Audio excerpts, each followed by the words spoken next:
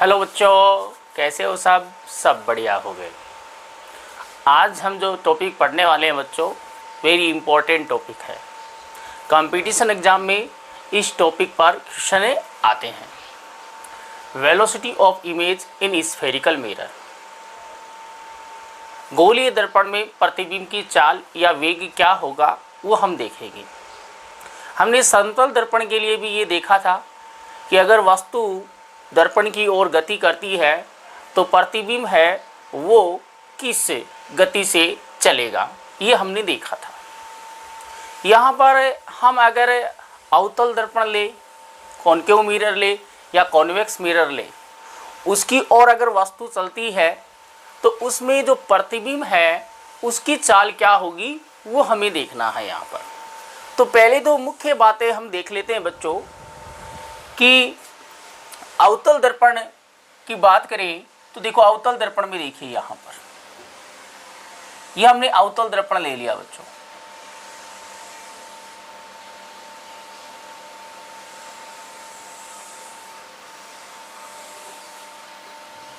ये ध्रुव हो गया P, ये हमने सेंटर ले लिया C और ये फोकस हो गया F। ठीक है, मान लो कि हमारे पास जो वस्तु है, ये हमने कोई वस्तु ले ली O और वो अनंत पर है। कहाँ पर है बच्चों? अनंत पर। हमने बना लिया कि भी यहाँ पर अनंत है। वैसे तो अनंत को नहीं बना सकते, लेकिन मान लिया कि यहाँ पर अनंत है, वस्तु अनंत पर है। और जब वस्तु अनंत पर होती है तो उसका प्रतिबिंब कहाँ बनेगा बच्चों? प्रतिबिंब बनेगा फोकस पर बनेगा। ये प्रतिबिंब बन गया I। ठीक है, अब हम इसको गति करवाते हैं। हमें पता है कि अगर मान लो वस्तु है वो इधर गति कर रही है, वस्तु जो है वो दर्पण की ओर आ रही है। वस्तु अगर दर्पण की ओर आएगी तो हमें पता है कि अगर वस्तु अनंत पर है तो प्रतिबिंब फोकस पर बनता है, और अनंत और C के बीच में अगर कहीं पर वस्तु हो तो प्रतिबिंब F और C के बीच में बनता है। तो कहने का मतलब है अनंत पर है तो यहां बनेगा, जैसे जैसे अनंत से C की ओर बढ़ेगा प्रतिबिंब इधर खिसकता जाएगा, प्रतिबिंब इस दिशा में गति करेगा। ओके बच्चों, अब मान लो प्रतिबिंब कहां आ गया? C पर आ गया। तो प्रतिबिंब C पर कब आएगा? जब वस्तु C पर आए। कहने वाला वस्तु है वो अनंत से चलकर यहां पहुंच गई C पर, तो प्रतिबिंब भी कहां पहुंच जाएगा? C पर ही पहुंच जाएगा। जैसे समतल दर्पण में प्लेन मिरर में है, वैसे ही यहाँ पर अवतल दर्पण में है, कॉन्केव मिरर में है। वहाँ पे भी हमने देखा था कि जो प्रतिबिंब है वो हमेशा वस्तु के विपरीत दिशा में चलता है। अगर वस्तु इधर गति कर रही है तो प्रतिबिंब इधर गति कर रहा है।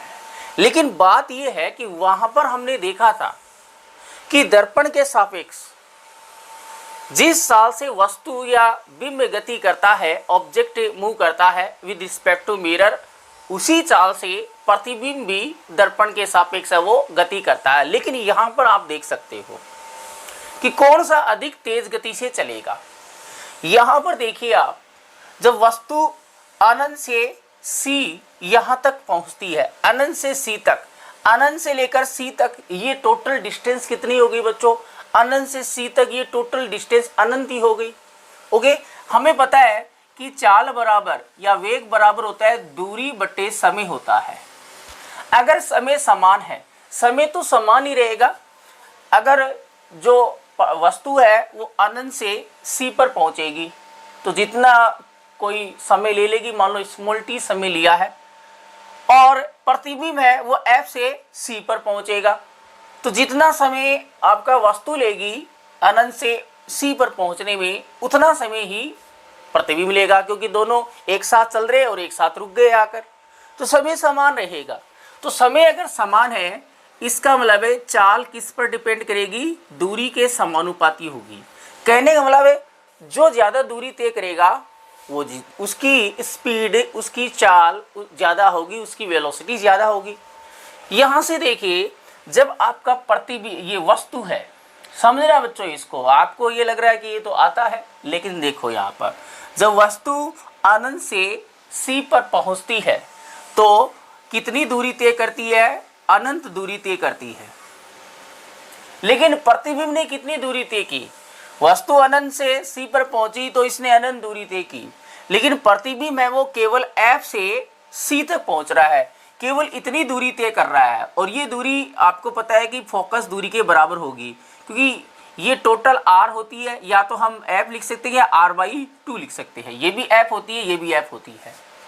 तो देखिए यहाँ पर मैं इसको मान लो D1 मान लेता, D ऑब्जेक्ट मान लिया और इसको D इमेज मान लिया। यहाँ से देखो D ऑब्जेक्ट है वो ग्रेटर देन क्या है? DI है। इसका मतलब V0 ग्रेटर देन क्या होगा? VI होगा। इसका मतलब यही हुआ बच्चों कि अनंत से सी तक, जब वस्तु अनंत से सी तक आती है तो वस्तु की जो चाल है वो प्रतिबिंब की चाल से अधिक होगी, और बहुत अधिक होगी। कहने का मतलब वस्तु तो बहुत तेजी से आएगी, लेकिन प्रतिबिंब धीरे धीरे धीरे धीरे धीरे ऐसे धीरे धीरे धीरे चलेगा। ठीक है बच्चों, समझ में आ गया? अब आगे देखो, क्या सभी स्थितियों पर ये कंडीशन अप्लाई होगी कि जो वस्तु है, ऑब्जेक्ट है, क्या वो हमेशा प्रतिबिंब इमेज से अधिक चाल से चलेगा, अधिक स्पीड से मूव करेगा? क्या वो सी तक ही ज़्यादा स्पीड से चलेगा या आगे भी चलेगा? अब आगे देखिए बच्चों, समझना इसको। अब ऑब्जेक्ट सी पर पहुंच गया और इमेज कहाँ पर है? आई पर है। मैं अगर ऑब्जेक्ट को, ये हमारे पास ऑब्जेक्ट है, मैं इसको ऊपर यहाँ बना देता हूँ, ये ऑब्जेक्ट है, सी पर है। ऑब्जेक्ट मान लो सी से एफ पर चला गया। ऑब्जेक्ट ने केवल इतनी डिस्टेंस की, सी से एफ पर गया है ऑब्जेक्ट। कहाँ गया बच्चों? सी से एफ तक गया है ऑब्जेक्ट, सी से एफ तक। इसका मतलब ऑब्जेक्ट ने जो डिस्टेंस की है वो फोकल लेंथ के इक्वल डिस्टेंस ट्रेवल की है। जब ऑब्जेक्ट कहाँ पर था? सी पर था, तो इमेज एफ पर थी। जब ऑब्जेक्ट एफ पर पहुंच जाएगा तो अगर ऑब्जेक्ट एफ पर है तो इमेज कहाँ बनेगी? इनफाइनाइट पर बनेगी। कहने का मतलब ये है कि ऑब्जेक्ट अगर सी से एफ तक पहुंचेगा तो उसने एफ डिस्टेंस ट्रेवल की है, तो आपकी इमेज जो है वो कहाँ पहुंच जाएगी? अनंत पर पहुंच जाएगी। कहाँ पहुंच जाएगी? अनंत पर। इसका मतलब है इस इंटरवल में ऑब्जेक्ट अगर सी से एफ तक मूव करता है, उस केस में इमेज जो है वो कितनी डिस्टेंस ट्रेवल करेगी बच्चों? इमेज जो है वो इनफाइनाइट डिस्टेंस ट्रेवल करती है। इसका मतलब इस इंटरवल में इमेज है वो ज़्यादा डिस्टेंस ट्रेवल कर रही है। तो this is the very important concept कि अगर कोई ऑब्जेक्ट इनफाइनाइट से सी तक आएगा ना, तब तो क्या होगा? ऑब्जेक्ट की स्पीड या वेलोसिटी, चाल, वेग होगा वो प्रतिबिंब से अधिक होगी, और सी से अगर एफ के बीच में अगर मूव करता है तब आपका जो इमेज है उसकी स्पीड ज़्यादा होगी। कहने का मतलब ये हुआ बच्चों कि अगर हम किसी ऑब्जेक्ट को कहाँ इनफाइनाइट से एफ तक लेके आते हैं, इनफाइनाइट से एफ तक, तो यहाँ से यहाँ तक तो क्या होगी? जो इमेज की जो स्पीड है वो कम रहेगी, लेकिन जैसे ही एफ से सी से एफ तक आएगा तो इमेज की जो स्पीड है वो बढ़ जाएगी। तो कहने का मतलब है ऑब्जेक्ट अगर इनफाइनाइट से एफ तक पहुंचेगा तो इनिशियली स्पीड ऑफ जो इमेज है, प्रतिबिंब की चाल है वो कम होगी और बाद में बढ़ जाएगी। एक समान चाल से नहीं चलेगा, वो पहले कम होगी बाद में बढ़ेगी। ठीक है बच्चों, ये सभी को समझ में आ गया होगा अच्छे से। ठीक है बच्चों, ओके।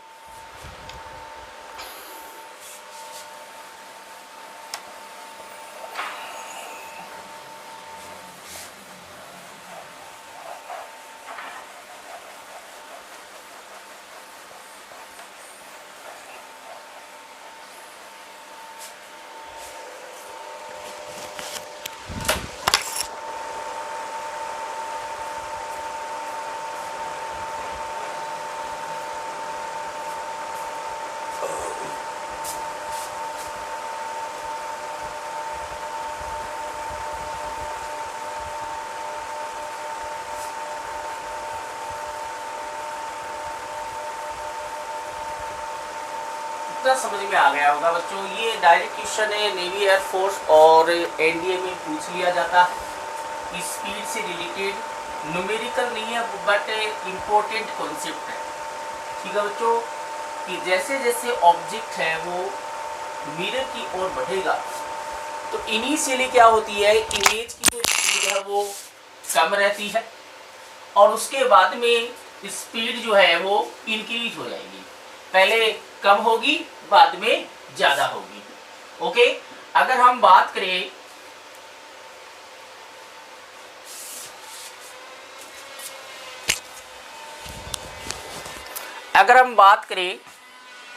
इनफाइनाइट से सी की, इनफाइनाइट से सी की बात करें, कहाँ से, इनफाइनाइट से सी। ऑब्जेक्ट अगर इनफाइनाइट से सी तक मूव करे तब आपकी स्पीड ऑफ ऑब्जेक्ट है वो ज़्यादा होगी स्पीड ऑफ इमेज से। अगर हम बात करें सी से एफ की, अगर आपका ऑब्जेक्ट सी से एफ तक बढ़ रहा है उस केस में जो स्पीड ऑफ इमेज होगी वो ऑब्जेक्ट से ज़्यादा होगी। ठीक है बच्चों, ये क्लियर हो गया होगा। आगे बढ़ते हैं।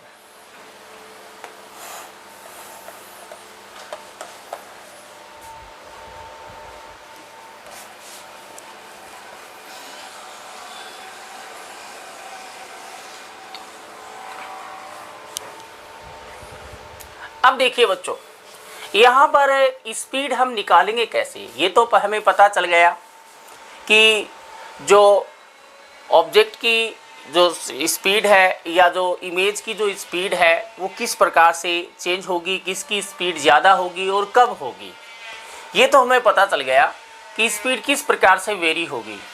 जो प्रतिबिंब है, जो इमेज है, उसका जो वेग है या चाल है वो किस प्रकार से परिवर्तित होगा वो हमें पता चल गया। एक समान नहीं रहेगा, अनंत से सी तक जो प्रतिबिंब की चाल है वो कम होगी और सी से एफ के बीच के अंदर प्रतिबिंब की चाल है वो ज़्यादा होगी। ठीक है, प्रतिबिंब अधिक तेज़ी से चलेगा। लेकिन मान कैसे निकालेंगे? अगर हमें ये गिवन हो कि आपकी वस्तु है वो इस वेग से गति कर रही है तो प्रतिबिंब किस वेग से गति करेगा, तो वो हमें उसके लिए हमें एक फॉर्मूला बनाना पड़ेगा। ठीक है बच्चों, तो देखिए हमारे पास यहाँ पर मुख्यतः हम 2 केस पढ़ेंगे। ठीक है, आपका जो ऑब्जेक्ट है वो अलोंग द प्रिंसिपल एक्सिस है वो भी ट्रेवल कर सकता है और perpendicular to the principal axis ऐसे भी ट्रेवल कर सकता है। तो हमें केस फर्स्ट देखते हैं बच्चों। यहाँ पर case first, when object moves along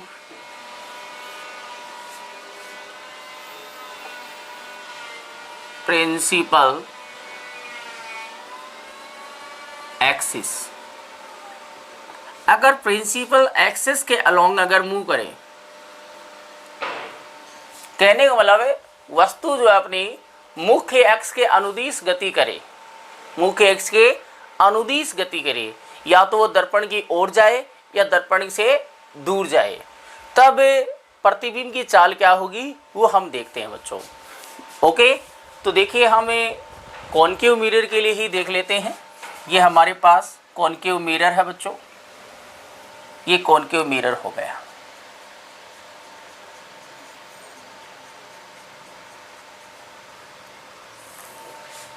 ये इसका पोल हो गया, ये इसका सेंटर हो गया,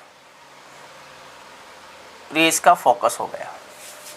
ठीक है बच्चों, ये हमारे पास ऑब्जेक्ट है, ये ऑब्जेक्ट मैंने ले लिया, ये ऑब्जेक्ट है और ये हमने कंसीडर कर लिया कि ये v0 वेलोसिटी से मूव कर रहा है towards to the mirror, mirror की ओर चल रहा है। अब देखो ऑब्जेक्ट जो है ये है ऑब्जेक्ट, वो प्रिंसिपल एक्सिस के अलोंग चल रहा है, मतलब प्रिंसिपल एक्सिस उसका जो पाथ होगा वो प्रिंसिपल एक्सिस होगा, प्रिंसिपल एक्सिस के अलोंग चलेगा, मुख्य एक्स पर चल रहा है, वो एक्सिस के अलोंग ट्रेवल कर रहा है, तब स्पीड लगाएगी। और अगर इस डायरेक्शन में मूव करेगा तब स्पीड के लिए आपको अलग फॉर्मूला यूज में लेना पड़ेगा। ठीक है बच्चों, ये ऑब्जेक्ट है, ये इस डायरेक्शन में towards to the mirror move कर रहा है, अवे फ्रॉम द कर सकता है, नो प्रॉब्लम, ओके, फॉर्मूला वही अप्लाई होगा। अब देखो इमेज जो है हमें पता है कि जब सी से अवे होता है तो इमेज है वो एफ और सी के बीच में होती है कहीं, ठीक है। तो ये इसकी इमेज बन गई, ये इमेज आ गई बच्चों, और इमेज किधर मूव करेगी, इधर मूव करेगी। मान लो स्पीड ऑफ इमेज जो है वो वी आई है और ये एक्स डायरेक्शन में है, तो इसके ऊपर मैंने एक्स लगा दिया यहाँ पर। This is the speed of object, ये बीम की चाल है, ओके। एक्स के अनुदिश एक्स लगा दिया, वाई एक्स के अनुदिश होगी तो क्या वाई लगा देंगे। ये क्या होगी, प्रतिबिंब की चाल होगी, जो इस दिशा में, अगर वस्तु ऐसे चलेगी तो प्रतिबिंब ऐसे। समतल दर्पण और गोलीय दर्पण दोनों में समान चीजें हैं, प्रतिबिंब और वस्तु हमेशा विपरीत दिशा में गति करते हैं, ठीक है बच्चों। आगे बढ़ते हैं।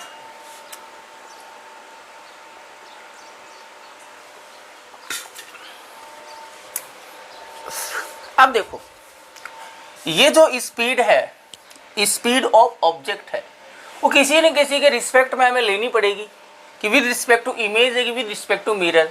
विद रिस्पेक्ट टू मिरर ले लेते हैं, ये इसको m आगे जोड़ दिया, इसके भी आगे m जोड़ दिया, तो this is the speed of object with respect to mirror, this is the speed of image with respect to mirror, ठीक है। और मिरर को हमने स्टेशनरी मान लिया, स्थिर है ये क्या है बच्चों, स्थिर है, स्टेशनरी है। स्थिर है इसका मतलब है जो मिरर की जो स्पीड है वो क्या है, जीरो है। मिरर की स्पीड क्या है बच्चों, जीरो है। मिरर को मूव भी कर सकते हो, अगर मिरर मूव कर रहा है तो मिरर की भी स्पीड को हम कंसीडर कर लेंगे। पहले हमने इसको स्टेशनरी माना है, ठीक है बच्चों। आगे बढ़ते हैं। अब यहाँ से देखो हमें गिवन होगा क्या, स्पीड ऑफ ए ऑब्जेक्ट हमें गिवन होगा और स्पीड ऑफ इमेज हमें निकालनी पड़ेगी, इस प्रतिबिंब की चाल हमें निकालनी पड़ेगी अगर एक्सिस के अनुदिश से गति कर रहा है। अब इस स्थिति में आप देखो कि ये अपना वस्तु है, इस वस्तु की इससे जो दूरी होती है वो माइनस यू होती है दर्पण से, और ये अपनी इमेज है, इसकी दूरी माइनस वी हो गई। अब बताइए हमारे पास तीन चीजें हैं, एक फोकल लेंथ है, एक u है और एक v है। डिस्टेंस वेलोसिटी या स्पीड इक्वल टू क्या होता है, वेलोसिटी इज इक्वल टू होता है dx upon instantaneous velocity is equal to होता है dx अपॉन dt। dx बोले तो x बोले तो distance divided by time, okay, dx upon dt होता है। यहाँ पर जो डिस्टेंस होगी, ऑब्जेक्ट की जो डिस्टेंस है वो u है, इसका मतलब ऑब्जेक्ट की जो स्पीड होगी वो होगी du अपॉन dt, ठीक है, क्योंकि यहाँ पर ऑब्जेक्ट डिस्टेंस है वो u है, तो ऑब्जेक्ट का जो वेग होगा, चाल होगी, वो du अपॉन dt होगा।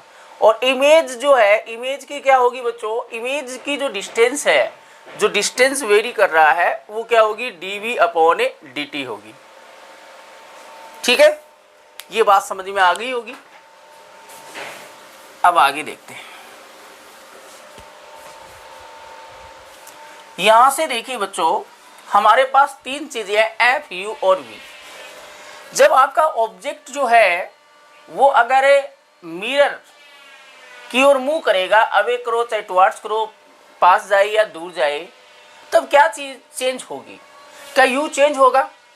ऑब्जेक्ट अगर नियर आएगा तो क्या ये यू जो है वो वेरी करेगा कि नहीं करेगा, नियर आएगा तो कम होता जाएगा, अगर फार जाएगा तो बढ़ेगा। और इमेज भी वेरी करेगी तो वी भी वेरी होगा। इसका मतलब ये है कि अगर इमेज मूव करेगी, ये ऑब्जेक्ट मूव करेगा, वस्तु अगर गति करेगी तो यू और वी दोनों परिवर्तित होंगे, दोनों चेंज होंगे।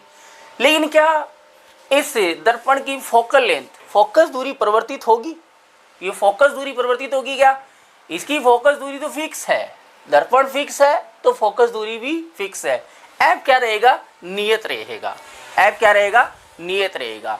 तो हमें स्पीड ऑफ इमेज निकालनी है बच्चों, वो कैसे मिलेगी देखिए आप, जैसे हमने कल किया था सेम टू सेम वैसे ही करना है। From the mirror formula, mirror formula से मिलेगा हमें।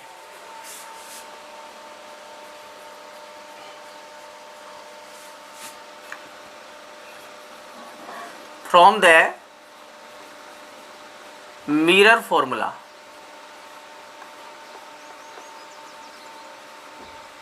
दर्पण सूत्र से।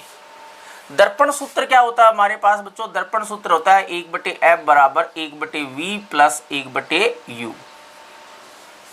ओके, हमें ये चाहिए, ये चाहिए, ये तो होता है du अपॉन dt, ये तो होगा हमारे पास du अपॉन dt, और ये हमारे पास होगा dv अपॉन dt। यहाँ पर v वेग नहीं है, ये v जो है वो इस प्रतिबिंब की दूरी है, तो दूरी बटे जो समय होता है वही वेग होता है बच्चों। ओके, तो अब देखिए du अपॉन dt कहने का मतलब ये है कि हमें डिफ्रेंशिएशन करना पड़ेगा, t के रिस्पेक्ट में हमें डिफ्रेंशिएशन करना है, विद रिस्पेक्ट टू t करना है। तो इस इक्वेशन का t के रिस्पेक्ट में डिफ्रेंशिएशन है, अवकलन कर दो, t के सापेक्ष अवकलन कर देना है। इसका अवकलन करने से पहले मैं इसको ऐसे लिख देता हूँ, f की पावर -1 v की पावर -1 प्लस u की power -1। Differentiate both side with respect to small t, दोनों पक्षों का स्मॉल t के सापेक्ष अवकलन कर देते हैं। हमें पता है कि सिंस f क्या है बच्चों? कांस्टेंट है। पहले डिफ्रेंशिएशन देख लेते हैं। डिफ्रेंशिएशन करने का मतलब ये है कि बोथ साइड हम d अपॉन dt से मल्टीप्लाई कर दो, d अपॉन dt f की power -1 is equal to d upon dt v की power -1 plus d upon dt u की power -1। Since we know that f क्या है? कांस्टेंट है, फोकल लेंथ चेंज नहीं हो रही with respect to time. Time के साथ में v चेंज हो रहा है, u चेंज हो रहा है, टाइम के रिस्पेक्ट में u और v चेंज होगा, फोकल लेंथ जो है, फोकस दूरी है दर्पण की, वो परिवर्तित नहीं होगी। तो सिंस f क्या है? f कांस्टेंट है बच्चों, f क्या है? कांस्टेंट है, तो इसका मतलब है कांस्टेंट है, नियतांक का अवकलन क्या होता है? 0 होता है। दैट इक्वल टू, इसका क्या होगा? कल मैंने बताया था कि d अपॉन dt x की पावर n का क्या होता है? n मल्टीप्लाई में आ जाता है, पावर 1 कम हो जाएगी, n-1, ये तो x की पावर n का आ गया। फिर x का करेंगे तो dx अपॉन dt। ठीक है, अब यहाँ पर इसका करना है t के रिस्पेक्ट में। पहले v की पावर -1 का करेंगे तो n की वैल्यू क्या है? -1 है, तो इस फॉर्मूले में पुट कर दो, n की वैल्यू यहाँ पर क्या है? -1, तो n की जगह क्या गया? -1। x की पावर n-1, x नहीं है यहाँ v है, तो v की पावर n की वैल्यू क्या है? -1 -1 dx, x नहीं v है, dv अपॉन dt। तो ये तो हो गया, इसका करना है, तो ये तो v की पावर -1 का तो इतना हो गया, और v का क्या हो गया? dv बटे dt हो गया, प्लस इसका करेंगे सेम टू सेम, ऐसे होगा -1, n की वैल्यू -1 है, पहले u की पावर -1 का होगा, u की पावर -1 का -n या 1 बाहर आ गया, -1 और फिर u का क्या हो गया? du अपॉन dt हो गया।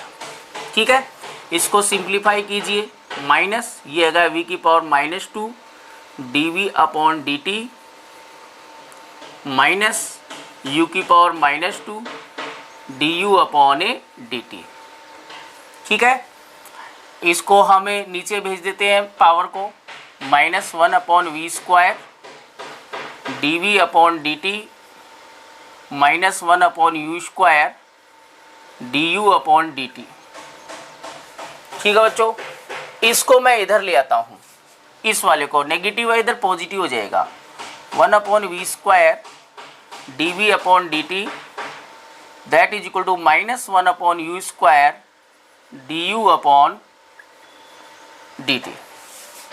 ठीक है बच्चों, v² को इधर भेज दो, dv upon dt that is equal to minus v² ऊपर चला जाएगा, v² upon u² du upon dt। ये हमारे पास आ गया बच्चों। ओके, इसको मिटा देते हैं।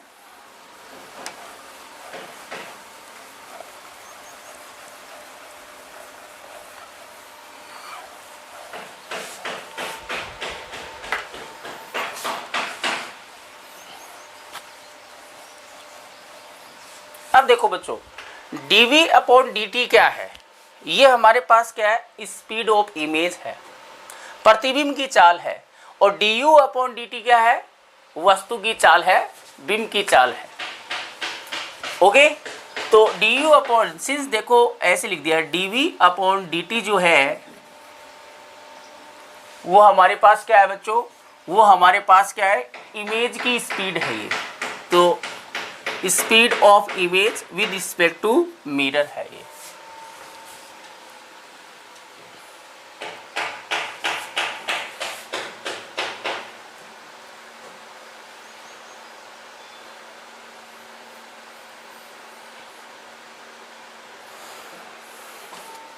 ओके, और एंड du अपॉन dt ये क्या है, speed of object with respect to mirror है।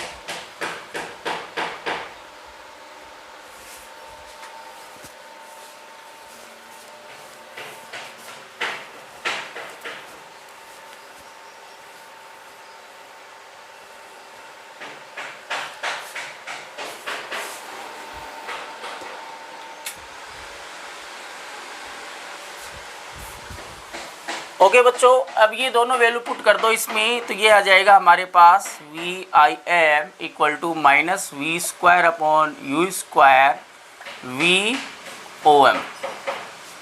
दिस इज द फॉर्मूला बच्चों, दिस इज द फॉर्मूला। ये हमारे पास फॉर्मूला आ गया बच्चों, किसका, प्रतिबिंब की चाल का। हमें v और u दिया होगा, इसको हम ऐसे लिख सकते हैं बच्चों, IM minus v upon u square VM, ऐसे लिख सकते हैं इसको, ऐसे लिख सकते हैं बच्चों इसको। ठीक है, आपको v और u ये दोनों दिए गए होंगे, प्रतिबिंब दूरी और बिंब दूरी दी गई होगी और वस्तु की चाल आपको दी गई होगी। तो आप प्रतिबिंब की चाल निकाल सकते हो इस सूत्र की सहायता से।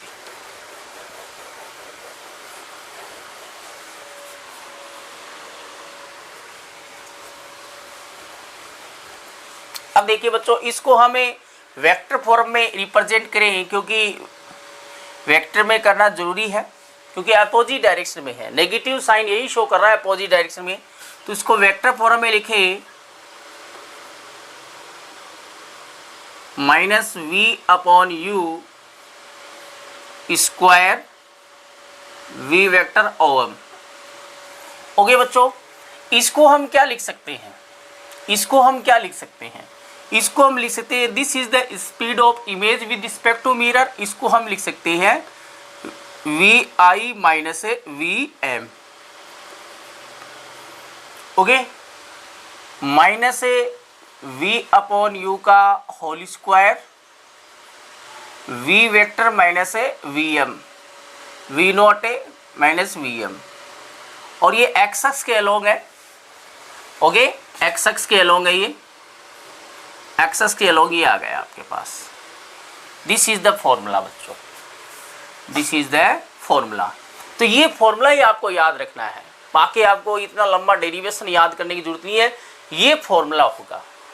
अब इस फॉर्मूले में तो v और u के टर्म में है, हमें पता है कि सिंस v अपॉन यू क्या होता है m, तो इसको हम और भी फॉर्मूले बना सकते हैं बच्चों। इसके देखो क्या बनेगा, ये फॉर्मूले बनेंगे, देखो आपको अगर v और u नॉट न गिवन होकर आपको ये गिवन हो कि v अपॉन यू क्या होता है बच्चों, m होता है, तो ये हो गया minus m square v naught minus VM। तो आपको m के टर्म में लिख सकते हो। अगर आपको मैग्निफिकेशन गिवन है, तब आपको v और u ने देकर मैग्निफिकेशन गिवन है, और आपको जो ऑब्जेक्ट है उसकी स्पीड आपको गिवन होगी विद रिस्पेक्ट टू मिरर। ठीक है, या आप इसको ऐसे भी लिख सकते हो, अगर आपको फोकल लेंथ गिवन है तो आपको पता है कि m बराबर क्या होता है, f upon f minus u, इसका square v naught minus VM। तो ये फॉर्मूला भी आप ले सकते हो, इसमें v और u है, इसमें m है, इसमें f और u है। f और u अगर दोनों गिवन है तो ये फॉर्मूला यूज में ले सकते हैं। एक फॉर्मूला और बन सकता है बच्चों इमेज डिस्टेंस के टर्म में, फोकल लेंथ और इमेज डिस्टेंस के टर्म में, वो क्या हो जाएगा f minus v divided by f square v naught minus vm। These are the formulas बच्चों। आपको v और u गिवन है तो ये तो सभी में कॉमन आ रहा है। ये आपको स्पीड ऑफ ए ऑब्जेक्ट है, ये बीम की चाल है, वो आपको दी गई होगी। अब आपको v और u दिया है तो ये m दिया है, तो ये f u दिया है, तो ये f और v दिया है, तो ये ठीक है बच्चों। अब इस पर मैं आपको एक क्वेश्चन बताता हूँ कि क्वेश्चन कैसे आएगा, आपको अप्लाई कैसे करना है। आप इतना आपने पढ़ा, आप सोचोगे इतना बड़ा क्या करवा दिया है ये, तो आपको केवल फॉर्मूला याद रखना है। ट्रिक है ये बच्चों, केवल फॉर्मूला ही अप्लाई करना है। बाकी हमें इतने डेरिवेशन से हमें कोई मतलब नहीं है। डेरिवेशन तो आपको करके बताया है कि कैसे फॉर्मूला आया है, और डेरिवेशन करने से आपको फॉर्मूला भी याद हो जाता है कि कैसे फॉर्मूला आया है। देखिए बच्चों, अगर हमारे पास ऐसे क्वेश्चन है, चाहे कॉनकेव हो चाहे कॉन्वेक्स हो, दोनों के लिए ही अप्लाई होगा बच्चों ये फॉर्मूला।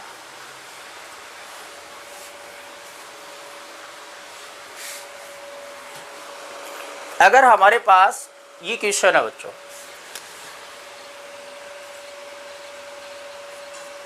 ये हमारे पास मान लो कॉनकेव मिरर है,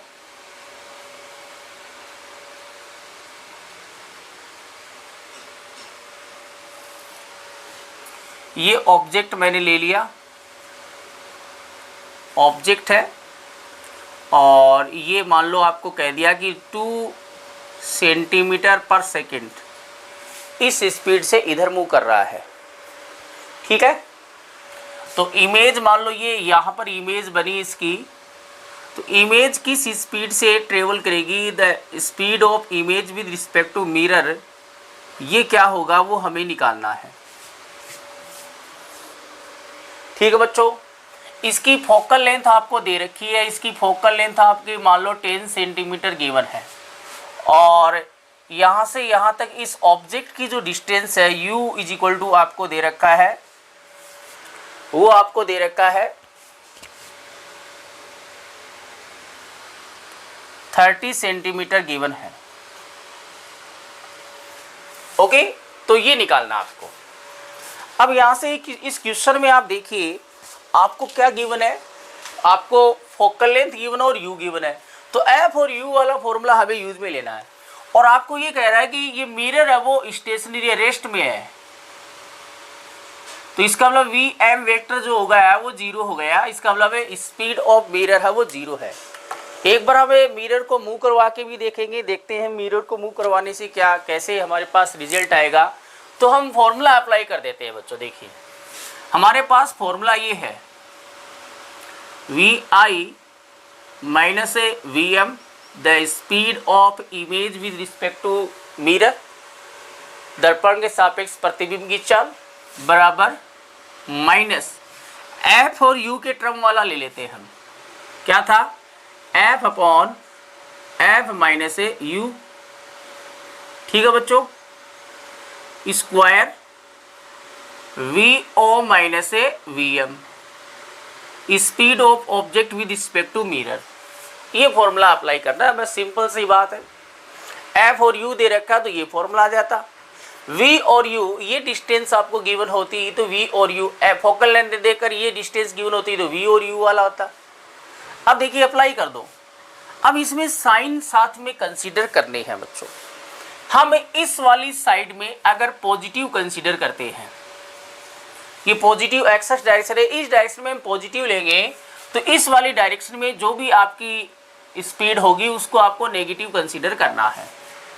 ठीक है, अब देखिए यहां से देखिए इमेज की स्पीड निकालनी है, ये इमेज की स्पीड आ गई, माइनस वी एम क्या है 0 है, 0 आ गया, माइनस फोकल लेंथ।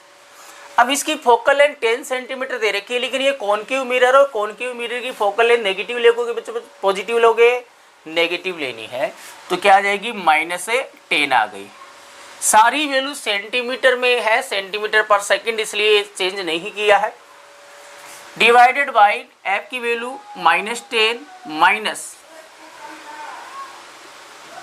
यू की वैल्यू क्या है, यू की वैल्यू बच्चों 30 है और लेफ्ट साइड में है, ऑब्जेक्ट लेफ्ट साइड में है, वस्तु बाईं ओर है, तो u क्या लेना है, ऋणात्मक लेना है। तो u की जगह माइनस देखो पहले से ही है, u की जगह लिखेंगे -30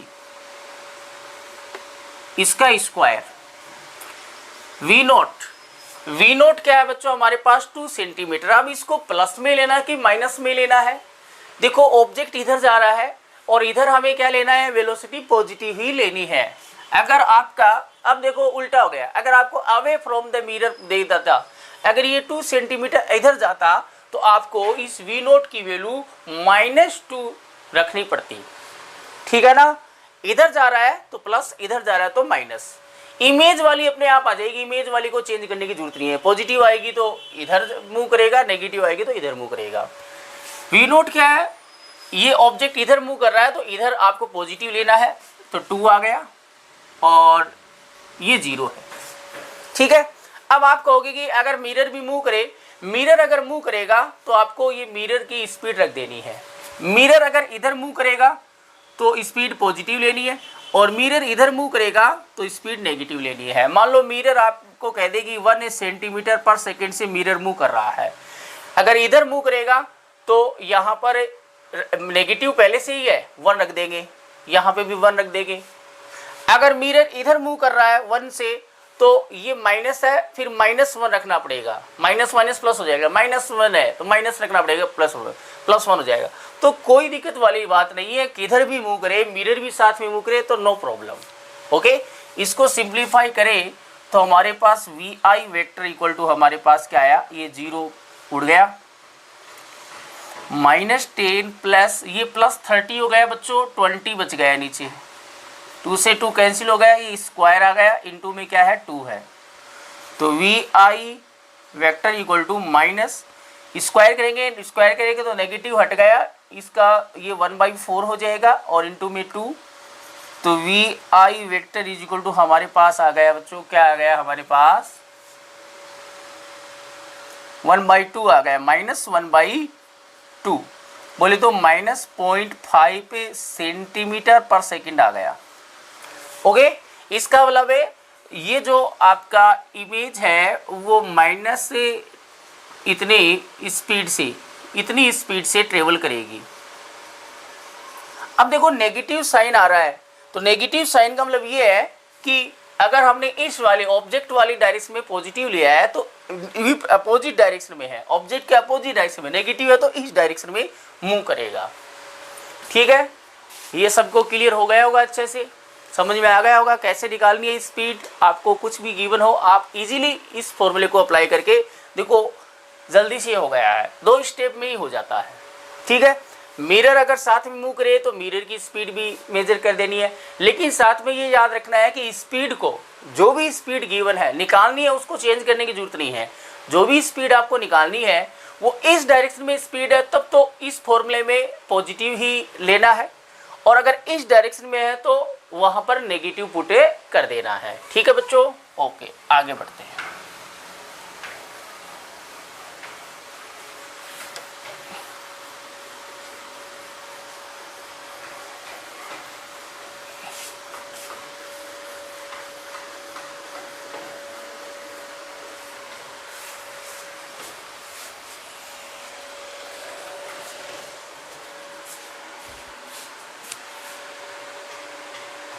तो बच्चों अगला केस हम देखते हैं, देखो case 2।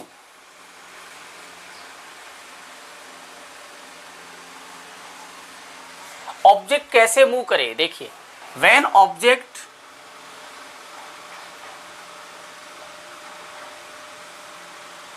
Moves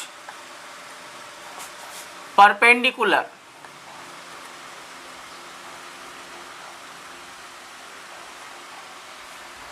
to principal axis,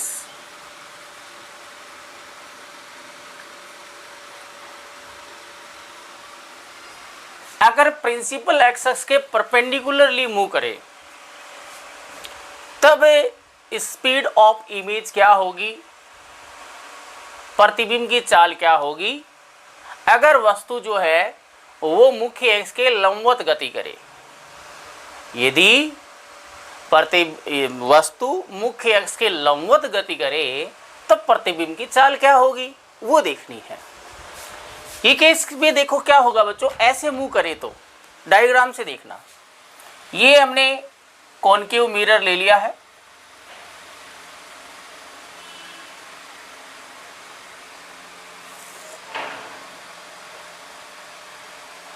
okay. ये हमारे पास ऑब्जेक्ट है बच्चों, ये ऑब्जेक्ट आ गया और ये मान लो इमेज बन रही है, ये इमेज बन गई, ये इमेज आ गई, ठीक है।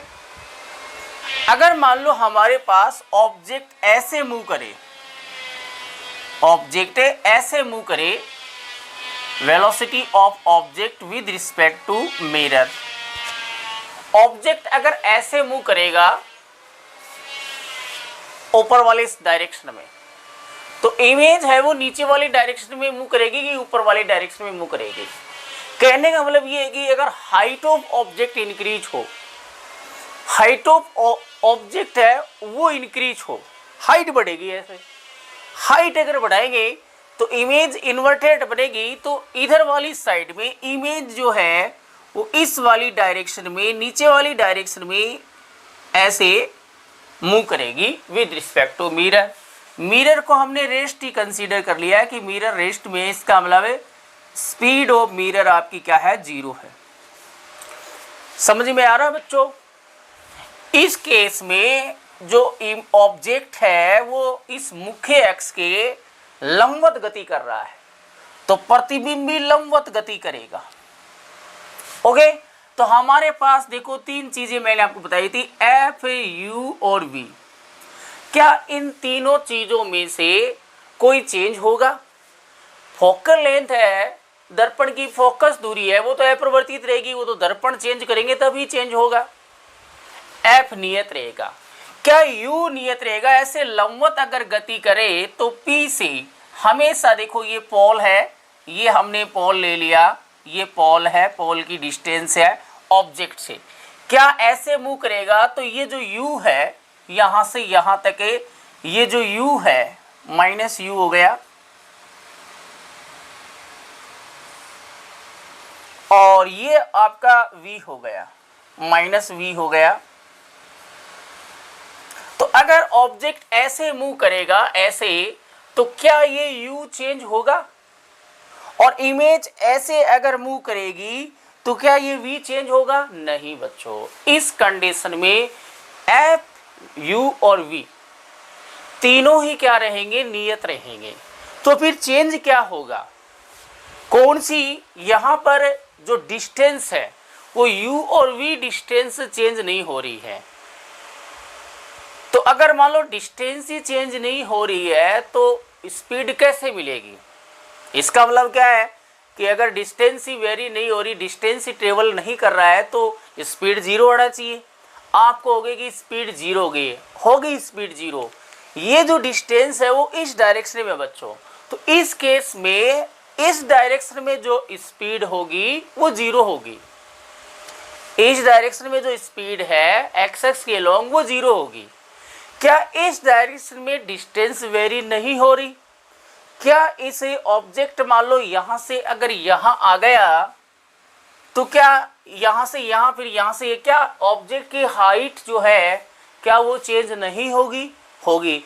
इस स्थिति में जो ऊर्ध्वाधर जो डिस्टेंस है, दूरी है, वो चेंज होगी। कहने का मतलब है ये यहां h लेते हैं, यहां लेते हैं हम h डेस। कहने का मतलब h और h dash, h and h dash ये क्या होंगे बच्चों? परिवर्तित होंगे, ये वेरी करेंगे, ये परिवर्तित होंगे, ये दोनों क्या होंगे? परिवर्तित होंगे। तो इसका मतलब ये है कि इस केस में ऑब्जेक्ट डिस्टेंस जो आएगी, जैसे उस केस में u चेंज हो रहा था तो du अपॉन dt था, वो अपने पास क्या था बच्चों? वस्तु का वेग या चाल थी, और dv अपॉन dt था वो प्रतिबिंब की चाल थी। इस स्थिति में एच चेंज हो रहा है तो आपकी एच चेंज हो रहा है, वस्तु का क्या हो रहा है, एच चेंज हो रहा है, एच ऊंचाई, एच जो दूरी है वो चेंज हो रही है। इस केस में D H upon D T, ये तो क्या होगा बच्चों, V object with respect to mirror, और D H dash upon D T वो होगी, क्या होगी, प्रतिबिंब का वेग होगा। समझ में आ गई बात बच्चों। इस स्थिति में ऊर्ध्वाधर जो दूरी है वो चेंज हो रही है, ठीक है। तो देखिए, we know that since h dash upon h जो होता है that is equal to m होता है, और that is equal to minus v upon a u होता है। ये सबको पता है बच्चों, ओके। ये होता है m equal to H dash upon H equal to, formula बनाना है इस केस में आपकी, अगर आपको स्पीड ऑफ ए ऑब्जेक्ट आपको दिया है तो स्पीड ऑफ इमेज क्या होगी वो हमें निकालनी है। मैं h को इधर भेज देता हूं, एच डैश बराबर minus v upon you into h, दोनों पक्षों का t के सापेक्ष से अवकलन कर दो, ठीक है। तो d upon D T, H dash इधर आ जाएगा d upon D T minus का v upon you into H. तो क्या आ गया हमारे पास आ गया D H dash upon D T that equal to, अब देखो यहाँ पर minus v upon U, v और u दोनों नियत है, वो समय के साथ चेंज नहीं हो रहे, बाहर आ जाएंगे, तो बाहर ले लेते हैं। माइनस वी अपॉन यू बाहर आ गया, ये आ गया D H upon D T. ये क्या चीज़ है बच्चों, इस केस में ये क्या है, प्रतिबिंब की चाल है, स्पीड ऑफ इमेज है, और ये स्पीड ऑफ ए ऑब्जेक्ट है। तो इसको हमने लिख दिया वेक्टर के फॉर्म में, लिख दिया v vector image with respect to mirror that equal to minus v upon U object with respect to mirror.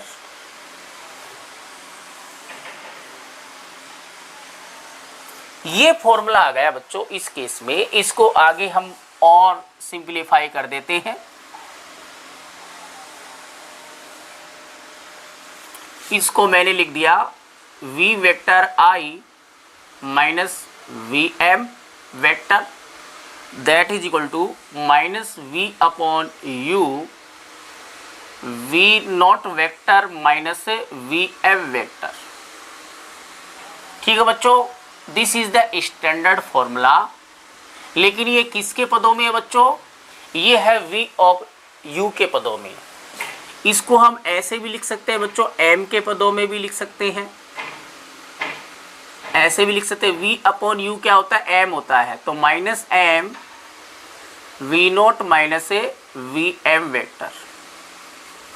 या हम इसको फोकल लेंथ, फोकस दूरी के पदों में भी इसको लिख सकते हैं। ये आ जाएगा माइनस का सिंबल पहले से, f upon F minus U V not minus we M vector. या हम इसको v के टर्म में लिख सकते हैं, v और f के टर्म में, minus F minus V divided by F V not minus we M vector.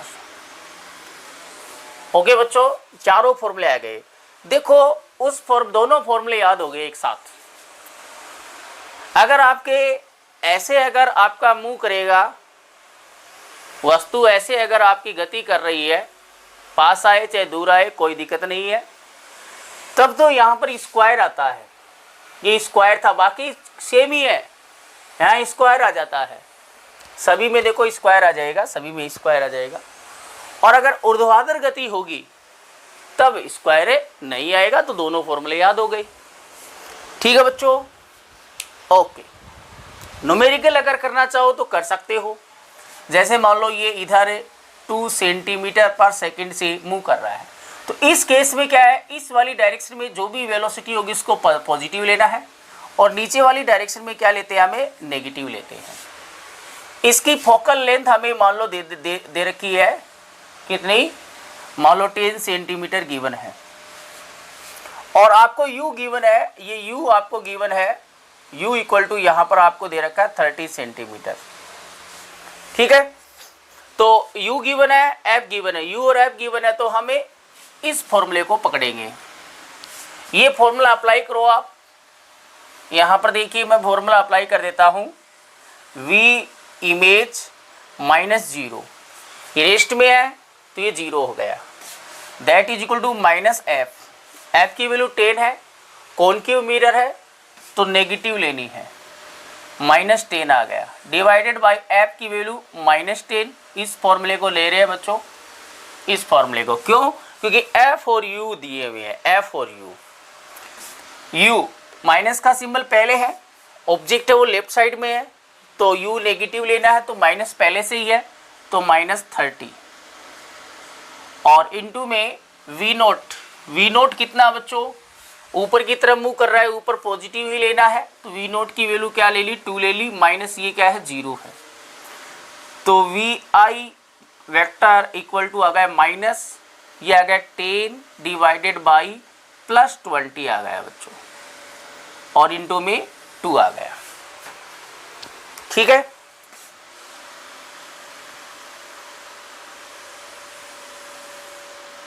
ये इससे कैंसिल आउट हो गया,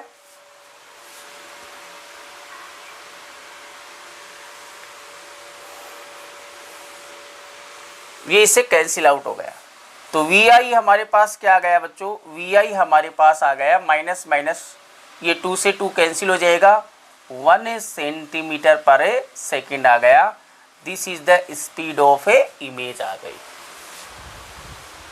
ओके, ये स्पीड ऑफ इमेज क्या शो कर रही है कि आपकी जो इमेज है वो भी ऊपर की तरफ ही मूव करेगी, क्या करेगी, पॉजिटिव आ रही है, तो पॉजिटिव आ रही है इसका मतलब है ऊपर की तरफ ही, ऊपर ही हम पॉजिटिव लेंगे, नेगेटिव आता तो नीचे की तरफ, और ऊपर की तरफ ही इमेज भी ऊपर की तरफ ही मूव करेगी। ठीक है बच्चों, दोबारा चेक कर लेते हैं, ये नेगेटिव था, ये नेगेटिव, ये पॉजिटिव, प्लस 20, ओके, ऊपर की तरफ मूव करेगी। ठीक है बच्चों, तो आज के लिए इतना काफ़ी है, उम्मीद है सभी को क्लास में मज़ा आया होगा, बहुत ही अच्छा कॉन्सेप्ट है। Okay, thank you. तो आपको केवल ये 2 फॉर्मूले याद करने हैं। ओके, ये तो आपको एम और इसमें रिलेशन आपको पहले ही बता दिया था, ये 4 रिलेशन होते हैं, 1 2 3 4, तो ये वी और यू के पदों में, ये एम के पदों में, एफ यू के पदों में, एफ वी के पदों में है। ठीक है, अगर मिरर मूव करे तो मिरर अगर मूव करेगा तो साथ में मिरर का स्पीड भी मेजर कर देंगे। ठीक है ना, ओके।